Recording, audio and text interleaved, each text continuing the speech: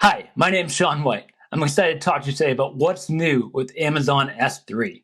I'm a product marketing manager with S3 and been in the data storage industry for the last 12 years, the last 4 with Amazon S3 and AWS. I'm excited to talk to you today about all the new features we've launched over the last year, and we've got a lot to get through. So let's get started. So it starts with you. Let me start off that. Just thank you to the many customers that are using S3 and that are helping us innovate and launch new features. We have millions of customers who use S3 for virtually every use case, from backup to analytics to content distribution and data lakes. And when you think about our feature roadmap and what we've developed over the years, then it really comes from the customer feedback. We can innovate because customers tell us about their use cases and what they want to see from S3. So thank you for that. And because of that innovation, AWS is often recognized in the industry. In the latest Gartner 2020 Magic Quadrant for Cloud Infrastructure and Platform Services, AWS earned overall top leader position measured by both ability to execute and completeness for vision for the 10th consecutive year. The report highlights our broad portfolio, unmatched breadth and depth of capabilities, and the fastest pace of innovation.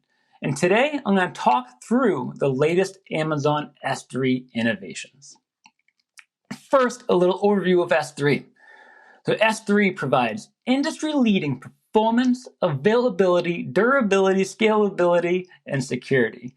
And at the same time, we provide easy-to-use management features to manage all that data and the most ways to move data into S3.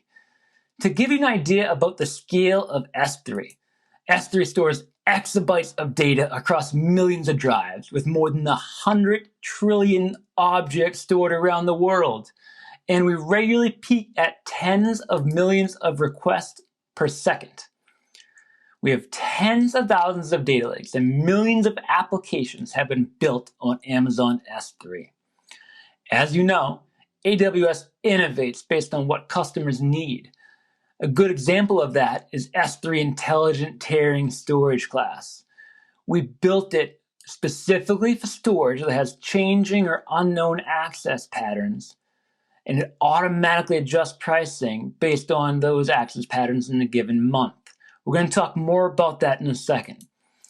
We also know that some of the data in a data lake is known as cold data. So we built S3 Glacier Deep Archive Storage class, which is the lowest cost object storage in the cloud. It's less than 1/10 of a cent per gigabyte month, or about $1 a terabyte per month. If you think about why so many customers choose S3 as their data store, there's really several reasons. Again, the industry-leading scalability, availability, and durability. The easy and multiple ways to manage your data. The broadest data movement options and industry-leading performance, and the unmatched security, which many new features launched over the last year that we'll talk through, and a wide range of cost optimizations. One of the most recent being in March of this year, we launched a 40% price reduction for puts and lifecycle transition costs for S3 Glacier. We keep innovating to drive costs down and give you more options to store your data in S3. Now, let's talk about what some customers are actually building on Amazon S3. Where do customers get started? So most of the time, they start with a storage-only migration. They look for these workloads that don't require an application migration. They start the journey by just moving the data. Backup and storage to the cloud is an easy place to start because it's non-disruptive to existing IT processes, and practically every major backup vendor integrates directly with S3. Customers with large data archives for long-term retention or for regulatory compliance are also moving to AWS and S3 because they know how unreliable and costly on-premises tape infrastructure can be. By moving it to AWS, they save a lot of money and they ensure that data is there when they need it because of the durability of S3. Tens of thousands of customers have built their data lake in AWS. They chose AWS storage because they know that data movement is one of the hardest parts of building a data lake on premises. By storing their data in AWS, they can bring a variety of analytic tools to the same data set, eliminating data movement, complexity, and tearing down data silos from on-premises environments. By consolidating all that data in one place, it makes an AWS data lake an excellent foundation for machine learning, artificial intelligence, HPC, or just large big data analytic workloads. So in summary, S3 is a very powerful storage offering, and our innovations over the last year can help you do more across those storage environments. So what we're here for, let's get into the innovations over the past year, some of the major launches. We divided it up by cost and performance, data movement, storage management, security, and finally, scalability and availability. We're going to start with cost and performance because almost every discussion you have about cloud storage starts here. And a lot of it has to do with the cloud and how much more cost-effective, agile, and accessible compute and storage are when they're done together. Over the past few years, we've launched many new storage classes. Whether you have demanding performance needs, data residency requirements, unknown access patterns, infrequently accessed data, or archival needs, S3 has a storage class that's optimized for your data access, durability, and cost needs. If you know your data is active and frequently accessed, and may be deleted within a month, S3 Standard is the best choice with millisecond latency, high availability, and 11 nines of durability. If you know all your data is less frequently accessed, not deleted within a month, you can use S3 Standard Infrequent Access to save up to 40% compared to Standard, but with a retrieval fee for accessing the data. For data that is reproducible and less frequently accessed, you can use S3 One-Zone Infrequent Access, which stores data in a single AZ availability zone at 20% lower cost than standard IA infrequent access. You can also archive objects via lifecycle policies from any S3 storage class into S3 Glacier at a 60% lower storage cost. Or you can move to S3 Glacier Deep Archive at the lowest storage cost available, saving you up to 95% compared to S3 Standard. We recently launched two new ways to optimize your cost and performance.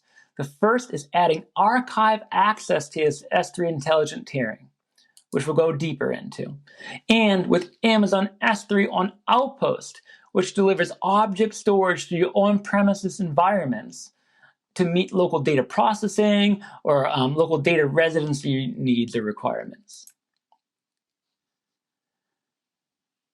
So let's talk more about these new features that we launched. S3 Intelligent Tiering. What is it? It's the first and only cloud storage to provide automatic cost optimization based on your access patterns of your data. It moves objects between 4 access tiers based on those access patterns. When we launched it, it had 2 access tiers for low latency, high performance. When storage got access over time, when storage did not get access over 30 days, it would move from one tier to the next tier. But we heard from customers that you wanted data that was not accessed for even longer, very rarely accessed data. And it would be ideal if you could archive this data and leave it in Intelligent Tiering and not move it out to S3 Glacier Storage Class or Glacier Deep Archive. So what did we do? We launched 2 new archive access tiers to help you save up to 95% on storage costs. So in summary, S3 Intelligent Tiering can further optimize storage costs when access patterns change. And now we're going to look into how it works. Let's take a closer look here. So the frequent access tier. So first of all, S3 Intelligent Tiering is a small monthly object monitoring and automation fee.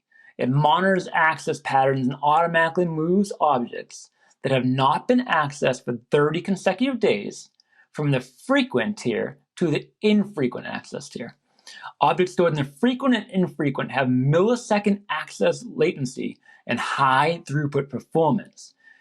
But now you can also activate one or both of the new archive access tiers.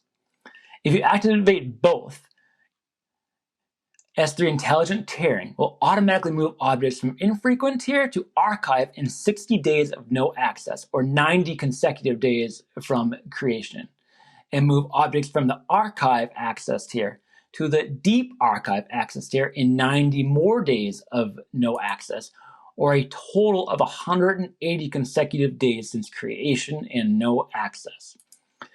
If you have datasets that need millisecond access for longer, you can actually extend the time to archive for a total of 2 years.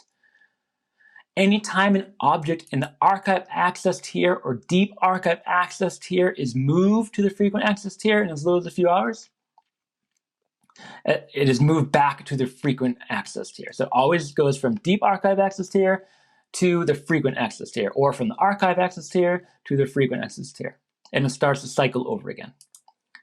So that's it. That's intelligent tiering. It's a really simple setup. It takes the kind of the thinking and complexity of storage management away and puts it onto S3 intelligent tiering, and it optimizes costs for you. You can configure it at the bucket or object level, or choose prefix and object tag filters as well. So when S3 was created 15 years ago, it was launched with eventual consistency. So what does that mean? That means that after read, after write, your objects would eventually be consistent and in line. And millions of customers used it that way as a foundation for their data lake and modern application. But we also heard from customers that we could do better, and it would be even more powerful if we could strengthen the consistency model. Strong consistency would allow customers to streamline their analytics workloads. So in late 2020, we launched strong read after write consistency for all applications, for all storage at no additional cost. So what does that actually mean? Let's take a closer look. It means that once you write it, you can immediately read it or list it. You don't have to put in place any workarounds or add any infrastructure to strengthen S3 consistency. We've done it for you. We've improved the index performance and reinvented much of the way that S3 works, and it's all transparent to you. With cloud storage, you get those advancements the moment they're available. You don't need to upgrade your hardware or flash the firmware. You can start using it today.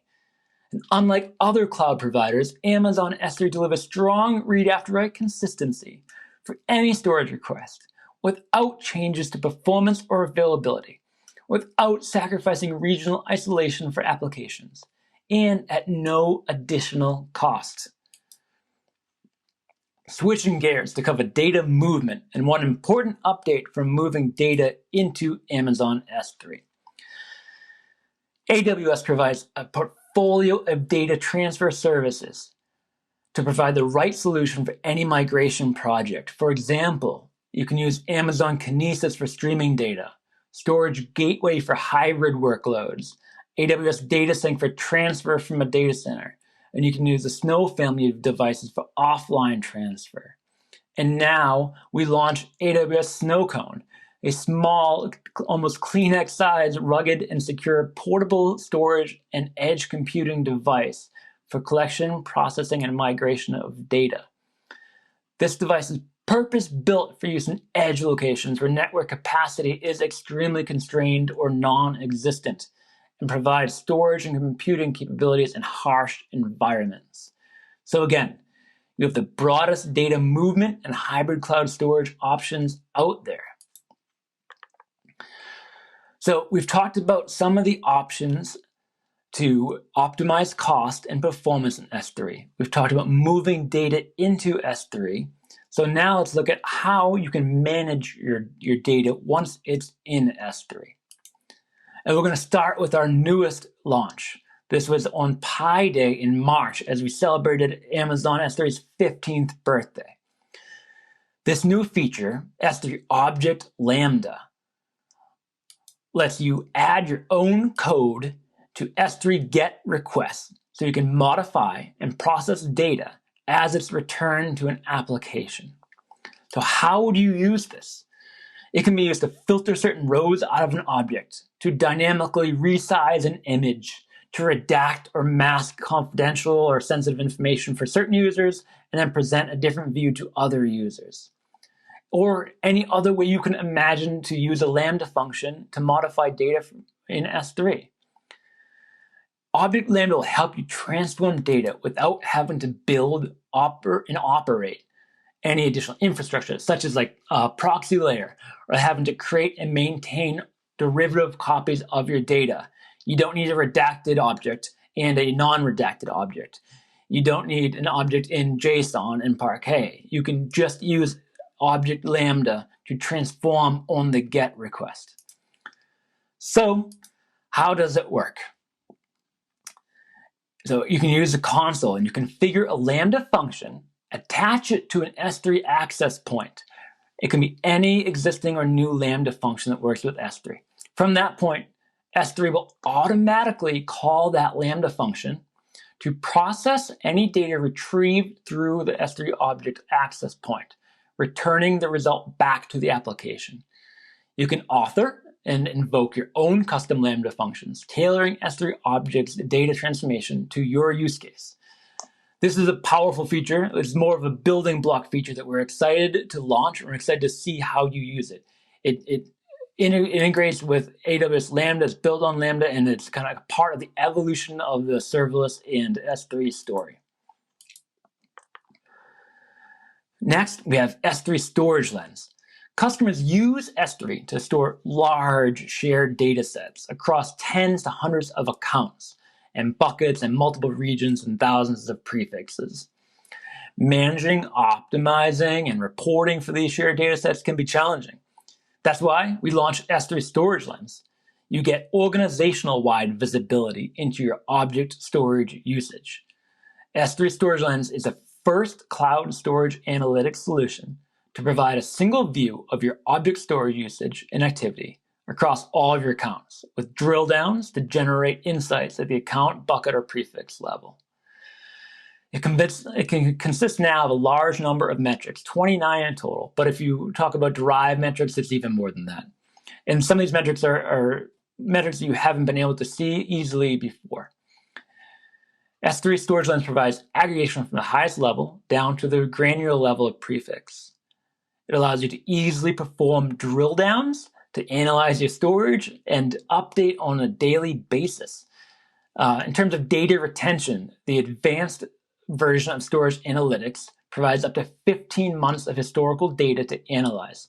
So you can look at the long-term view, or you can hop back to a particular data set to see a snapshot or activity on a certain day. And my favorite part of Storage Lens is a highly visual dashboard in the console. So it can be used to slice and dice, drill down, and perform kind of any other dashboard interactions on your metrics. And if you're not interested in the dashboard, you can also export to a CSV or Parquet format into a bucket in your account. And the icing on the cake, even on top of the dashboards, is recommendations. The icing on the cake. They provide an interpretation of the metrics to help you flag outlier data points, take action against a particular metric. An example of this would be finding incomplete multi-part uploads and deleting those. That will help you save money right away. It's a great cost optimization. So how does it work? Let's take a look. All customers of S3 will get a default dashboard at the account level, so free of charge. Everyone gets the default dashboard for Storage Lens. Many customers, that's all you may need, but you can go further. You can get more advanced metrics, and you can get recommendations and insights with the advanced tier. You can configure how you want your dashboard to appear at the organization level, the account level, regional level, or even bucket level. And once configured, it will perform a nightly aggregation of your storage usage and activity metrics. It's important to note that S3 Storage Lens only relies on S3 internal data sources and does not involve scanning of your actual buckets. It has no impact on your application performance. For analyzing your daily metrics, Storage Lens includes an interactive dashboard embedded in the S3 console. Predefined tabs, you get summary insights, outliers, and recommendations. So we've seen customers use this for data protection and cost efficiency, to save costs and increase their security. Which brings us to our next set of launches and innovations from the year. We're going to focus now on security. So S3 is secure by default, and at the same time, it's our number one priority. You'll hear us say job zero. It's all we're focused on. We have launched many security features over the last years, and we're going to continue to invest in security with features this year. Let's take a quick look at the security and access features that were launched this year. For one, we've invested to integrate S3 in existing AWS features, such as Action Last Access in Identity Access Manager, AIM, Amazon GuardDuty for S3, and AWS X-Ray for S3. So for one of those examples, with IAM, Action Last Access, customers can tighten S3 permissions for IAM and get visibility to which roles have accessed resources the last time. Customers tell us over time how much access their user needs might change, and it's important to identify unused permissions and remove them. If a user has permission but has never used that permission, take away the permission. Grant it to them again if they need it again. This helps you have a stronger security posture. Once you have information, you can easily tighten your S3 permissions. Or we have S3 GuardDuty for S3. GuardDuty for S3. It's a new level of visibility into access and threat detection. And then we launched 3 new security features in S3 that allow for capabilities on your bucket, as well as performance and reduced cost. But first, let's talk about the most requested feature for S3 that was just delivered this year. Amazon S3 support for AWS Private Link. Again, this has been requested by many customers, and we're excited to deliver this. What this provides is direct access to S3 via a private endpoint within your virtual private network or from direct connect from on-premises. You can now simplify your network architecture by connecting S3 from on-premises or in AWS using IP addresses in your VPC. What this does is eliminates the need for public IPs, configuring firewalls or internet gateway to access S3 from on-premises. We're really excited about this feature, and we've already seen a big uptick in customers using it. Another new security feature is S3 Bucket Owner Condition. So Bucket Owner Condition allows customers to validate the AWS account ID of the owner of an AWS S3, Amazon S3 bucket. This helps you to easily verify the S3 buckets that you interact with are owned by the expected AWS account. When Bucket Owner Condition is used, S3 API requests will only succeed if the bucket owner matches the account specified. For example, when you enable Bucket Owner Condition and accidentally type in the wrong bucket name because of a similar naming convention like Sean's Bucket 123 and Sean's Bucket 1234, but the owners are different, the put will fail. Another new security feature is S3 Object Ownership. Similar name, I'm surprised they didn't bungle it.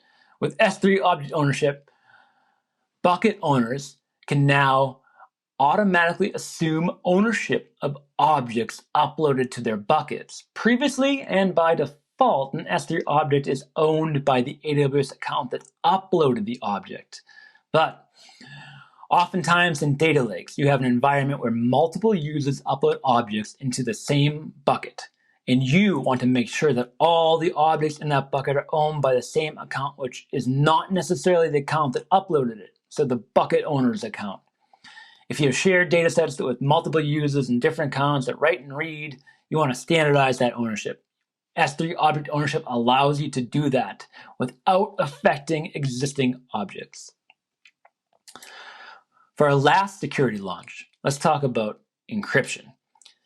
Today, many customers use Amazon AWS Key Management Service as a simple and highly available way to control encryption of S3 objects. Traditionally, when customers use server-side encryption with KMS to protect their data, S3 makes a corresponding encrypt or decrypt request to KMS for each object, put or get. So customers with millions or billions of objects could generate large volumes of KMS requests. And at scale, this is heavy traffic, and it increases the cost and decreases the performance of storing encrypted data in S3.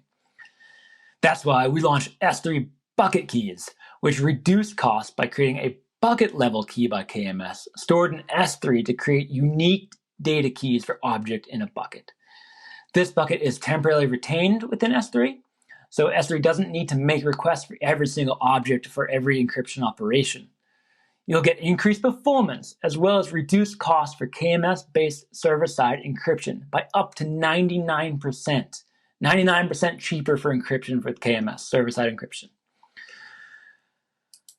So we said before, there are a few reasons why so many customers choose S3 as their data lake. And the long history of scalability, availability, and resiliency plays a big role. S3 has a multi-AZ and availability zone architecture.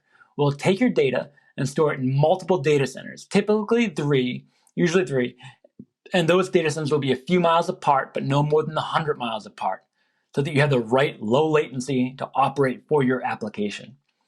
And if you want to increase resiliency further, you can use S3 replication, where we launch some new features that help with your application performance and data resiliency needs. So S3 replication is an elastic, fully managed, low-cost feature, automatically replicates objects between buckets to help you meet compliance, business continuity, data sovereignty, and application latency needs. So we've had same region replication, where you can replicate to the same AWS region. We've had cross-region replication, where you can replicate to 8 different AWS regions, and we had AWS S3 replication time control, where you could replicate objects within 15 minutes of upload, backed by an SLA on the performance. What we've recently added is multi-region destination replication. It's a mouthful. But what it does is replicate to multiple AWS regions with one replication rule. This will help you meet compliance needs, lower latency performance, or share your data across accounts. We also launched two-way replication. So this replicates object metadata, so you can share data sets across multiple regions and keep all of your object metadata in sync to and from the source and destination bucket. And finally, we launched storage data replication metrics for destination buckets.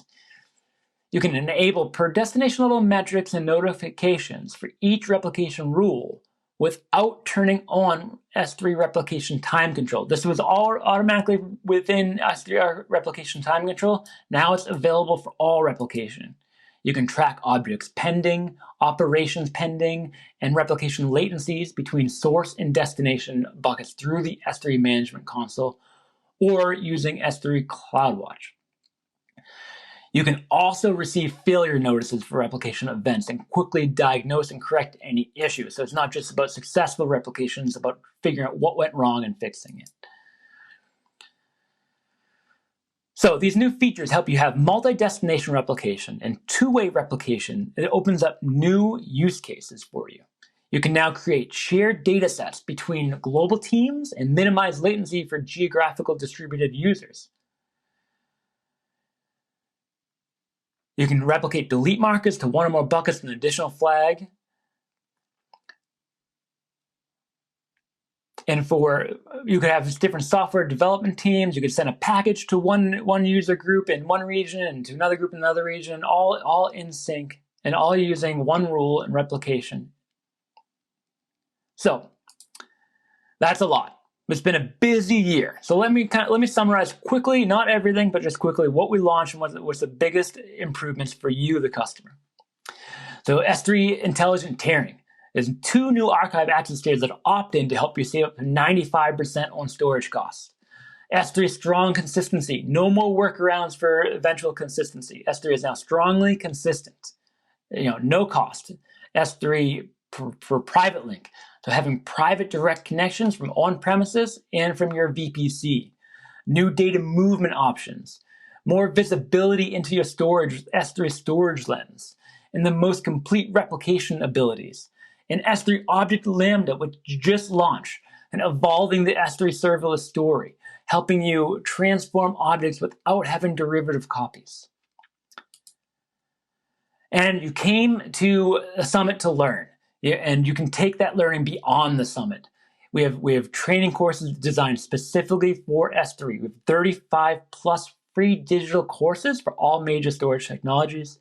Getting started with S3, optimizing storage with S3. And if you want to go deeper, we have classroom training as well as labs and white papers available for you as well. So that was a lot of storage innovation. There was a lot we just covered in the last 12 months. And we just celebrated 15 years of Amazon S3. And as we always say at Amazon, is it's always day one. We're looking forward to seeing what you continue to build on S3, hearing your feedback, and delivering even more for you this year. Thank you. And if you enjoyed this session and any other session, please make sure you complete the session survey at the end. Thanks again. Bye.